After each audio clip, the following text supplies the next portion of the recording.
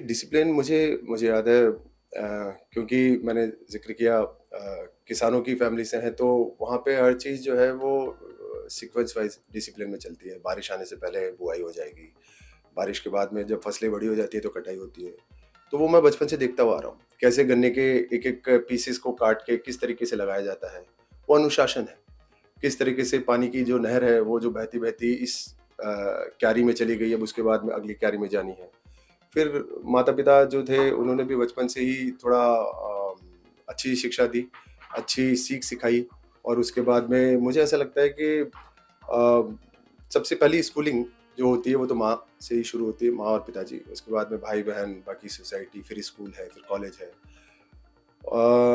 तो अनुशासन सुबह-सुबह उठना, अपने बिस्तर को सबसे पहले उठते ही सबसे पहले प्रार्थना करना बिस्तर पे कि अ, इस धरती पे पैर रखने से पहले कि मैं मेरे पैर आपको टच कर रहे हैं उसके लिए मैं क्षमा चाहता हूँ, पर मैं आपका शुक्रगुज़ार हूँ, जो भी आप ये प्रकृति मुझे दे रही है।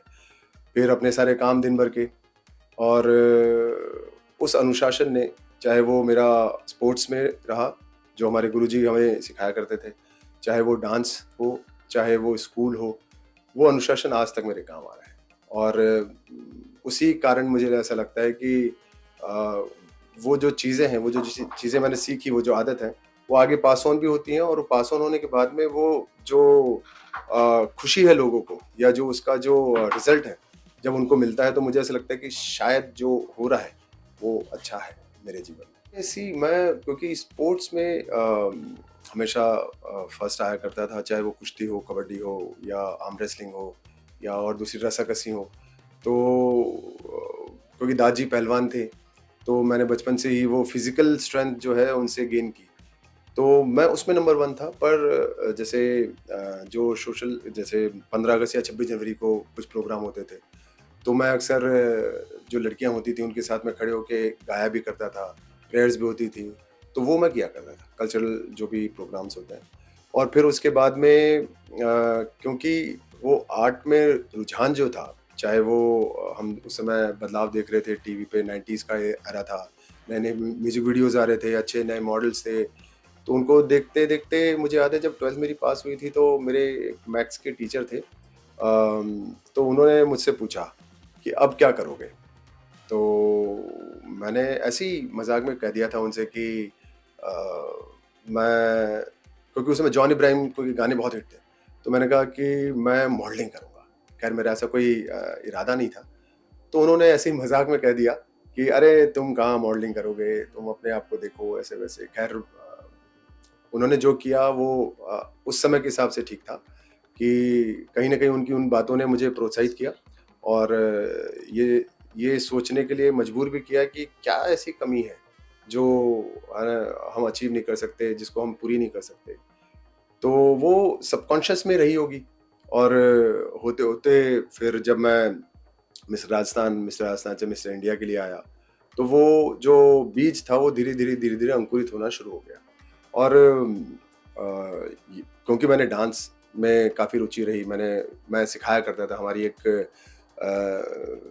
एक संस्था है, इंस्टीट्यूशन है हमारा जयपुर शहर में, बॉबिश एंटरटेनमेंट प्राइवेट लिमिटेड के नाम से, जो कि हर साल 1,500 से 2,000-3,000 बच्चों को डांस सिखाता है। हमारी उस समय जब मैं जयपुर शहर में था तो 6 क्लासेस से 7 क्लासेस तो हमारी जयपुर में थी, जोधपुर में 2 क्लासेस थी, उदयपुर में 1 क्लास थी, भीलवाड़ा में थी, कोटा में थी। तो फिर हर साल उनके एनुअल फंक्शन हुआ करते थे, तो बच्चों को सिखाना वो सब। तो उसने मुझे लगता है कि फ़िज़िकल के साथ-साथ आर्ट की तरफ भी जो मेरा रुझान है, वो बढ़ाना शुरू किया। और सीरियल और फ़िल्म का जो ताना-बाना मेरे जीवन में शुरू हुआ, मुझे याद है, एक बार मैं एक शो करने के लिए गया था दुबई। तो मैं थे और जस अरोड़ा एक अच्छे अभिनेता और मॉडल रहे। तो उस शो में दुबई में मैं आपको शॉर्ट बताता हूँ क्या था कि शो शुरू हो रहा है और एक स्पॉटलाइट स्टेज पे गिरती है और हेलन जी दिखती हैं और हेलन जी गाते हुए आती हैं पिया तू अब तो आजा। और फिर जब मेल वॉइस आती है तो ऑडियंस में एक स्पॉटलाइट गिरती है, वहाँ मैं खड़ा हूँ और मैं जाता हूँ और मैं उनके पास जाके उनके साथ परफ़ॉर्म करता हूँ। उस शो में मैंने हेलन जी, बिंदु जी और कश्मीरा शाह, उर्मिला मातोंडकर, ईशा कोप्पिकर, इन सब के साथ में परफ़ॉर्म किया। तो ऑर्गेनाइज़र और जो कोरियोग्राफ़र थे वो बहुत खुश थे। तो वहाँ पे मुझे कश्मीरा शाह ने मुझे ऐसे ही बैठे-बैठे बातों में कहा कि एक फ़िल्म है और उसके लिए मैं चाहती हूँ कि है ना, आप अच्छा डांस करते हो, ठीक-ठाक से हो, दिखते हो, तो क्या करना चाहोगे? पर समहाउ मुझे उस समय लगता था कि मैं अभी निपुण नहीं हूँ इस फ़िल्म को करने के लिए एज़ एन अभिनेता के तौर पे। तो थोड़ा और माँझना चाहता था मैं। तो मैंने उस प्रस्ताव को मना कर दिया।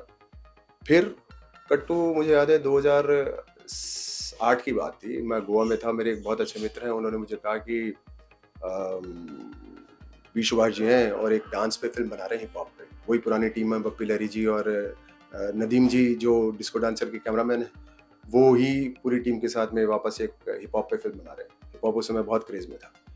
तो मैंने कहा यार मुझे अभी भी एक बालाजी से नया शो जो है ऑफ़र हुआ है, करवन करवन पक्का है सब कुछ, तो मैं वो करना चाहूँगा। बोला फिर भी एक बार मिल ले।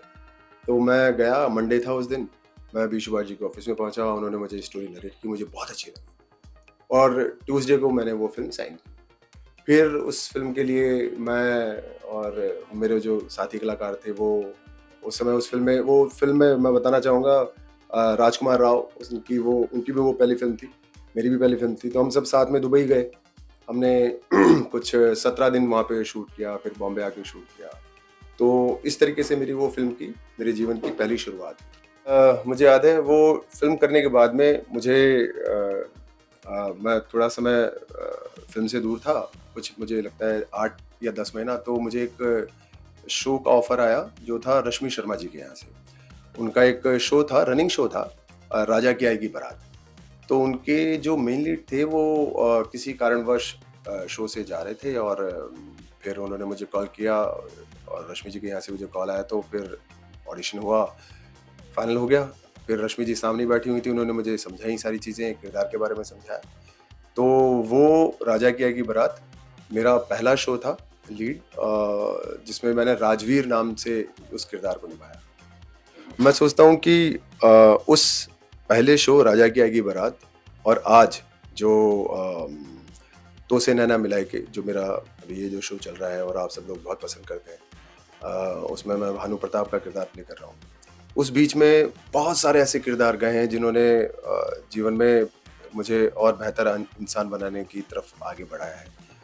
मेरी खुशनसीबी है ऊपर वाले को और मैं माता-पिता को, मेरे साथी कलाकारों को, सबको बहुत धन्यवाद करता हूँ कि मेरी झोली में कुछ ऐसे बेहतरीन किरदार आए हैं जिनको करते समय सच कहूँ तो मुझे एलाइटमेंट ही फ़ील हुआ होगा। मुझे बुद्धा प्ले करने का मौका मिला। एक शो था भारतवर्ष। उस शो को अनुपम खेर साहब नरेट किया करते थे और वो एबीपी पे आया करता था। तो मैंने उसमें बुद्धा प्ले किया और मुझे लगता है कि वो एक बहुत ही बेहतरीन किरदार रहा मेरे जीवन का। जब उस वटवृक्ष के नीचे बैठे-बैठे दोपहर को 2:30 बजे से रात के 11 बजे तक मैं हिला नहीं और मुझे ऐसा लगा कि शायद ऐसा ही कुछ गौतम बुद्धा को भी फ़ील हुआ होगा। फिर मैंने गंगापुत्र भीष्म प्ले किया, शशि सुमन जी का एक शो था कर्ण संगनी। ये ये मैं ही हूँ पीछे गंगापुत्र भीष्म के किरदार में और फिर उसके बाद में मेरी झोली में एक बहुत ही बेहतरीन किरदार आया जो कि रहा बाबा रामदेव जी एक शो बना रहे थे स्वामी दयानंद सरस्वती और वो किरदार मुझे प्ले करने का मौका मिला और उस किरदार ने मेरा पूरा जीवन बदल दिया। तो इसके अलावा मैंने शिव भी प्ले किया, उसके अलावा मैंने परशुराम प्ले किया। तो ये कुछ एक किरदार बहुत बेहतरीन रहे मेरे जीवन के जो मैंने प्ले किए हैं और आज उन्हीं के चलते जब मैं आज भानु प्रताप प्ले करता हूँ, तो उन सभी किरदारों का जो निचोड़ है, मैं इस्तेमाल कर पाता हूँ कि कैसे गंगापुत्र भीष्म है ना, अपने परिवार के साथ में खड़े होके उनके विपरीत नहीं जा पा रहे हैं, लेकिन कुछ अपनी जो उन्होंने निर्णय लिए थे, जो वचन लिया, उसमें बंधे पड़े हैं। अपने राज्य के लिए है ना काम कर रहे हैं। शिव जब मैं प्ले कर रहा था तो वो कामनेस, वो एकाग्रता, वो इतनी महान शक्ति होते हुए भी बस चेहरे पे मुस्कुरा रहे हैं। और परशुराम जो इतने क्रोध में रहा करते थे, जिन्होंने न जाने शायद 21 या 23 बार धरती से क्षत्रियों का विनाश कर दिया। बुद्धा, उनके आगे तो मैं क्या ही कहूँ, है ना, हम नतमस्तक हो जाते हैं। स्वामी दयानंद सरस्वती, इतनी तेजस्वी छवि रही उनकी। भारत के आज़ादी के लिए उन्होंने कितने कमाल के काम किए हैं। उन्होंने झांसी की रानी लक्ष्मीबाई, तात्या टोपे, मंगल पांडे, उन सबको किस तरीके से उस समय 1857 की क्रांति के लिए तैयार किया और कैसे उन्होंने आर्य समाज की स्थापना की। तो वो सब जो उनके जीवन के थॉट थे, वो आज उन किरदारों को प्ले करते-करते मैं अपने भीतर, अपने जीवन में उतार के आगे बढ़ रहा हूँ और अब भानु प्रताप प्ले कर रहा हूँ। तो भानु प्रताप इस तो से नैना मिलाए के शो में मुझे हर रोज़ कुछ ना कुछ नया सिखाता रहता है। एक्चुअली चाय नहीं, मैं कॉफ़ी पी रहा हूँ क्योंकि मैं नॉर्मली, क्योंकि हमें एज़ एन एक्टर मुझे समय थोड़ा कम मिलता है। हमारा जो सेट है वो बॉम्बे से थोड़ा-सा बाहर है, नौगाँव, तो मुझे आने-जाने में रोज़ 100 किलोमीटर तय करना पड़ता है। मैं कार नहीं चलाता, मैं बाइक ही चलाता हूँ, ताकि जितना हो सके पॉल्यूशन कम हो, भीड़ कम हो। और कार है घर पे, बट समहाउ सन 2014 के बाद से आज तक मैंने अपनी खुद के लिए कार नहीं चलाई है। तो दोपहर को जो 2 से 3 का ये जो समय होता है, जिस समय सब लोगों का ब्रेक होता है, सब लोग खाना खा रहे होते हैं, मैं उस समय वर्कआउट करता हूँ। क्योंकि सुबह जल्दी घर से निकलना होता है, रात को 12-1 बजे घर पहुँचो तो वर्कआउट का टाइम मिलता नहीं है। और कहीं न कहीं मुझे ऐसा लगता है कि as an actor, as an कलाकार, हम सोसाइटी में या जो यंगस्टर्स हैं या जो आस-पास में लोग हैं, उनके लिए एक आइडल है। तो हमें देख के वो प्रेरित होते हैं। तो यदि हम फिट हैं, तो वो भी फ़िटनेस की ओर उनका रुझान बढ़ता है। तो मेरी ये खुद के लिए, मेरी ये परिवार के लिए, मेरी ये पूरी सोसाइटी के लिए एक रिस्पॉन्सिबिलिटी बनती है कि मैं अपने आप को फिट रखूँ, ताकि मैं अपने आप को भी प्रेरित कर पाऊँ हर रोज़, और बाकी और लोग होते हैं तो बहुत ही बढ़िया है। नमस्कार, मैं शिवेंद्र ओम सैन्याल हूँ और आप मुझे देख रहे हैं ग्लिटर एंड ग्लैमर पे, और इसी तरीके से अपना प्यार और अपनी दुआएँ हमारे साथ रखें। धन्यवाद।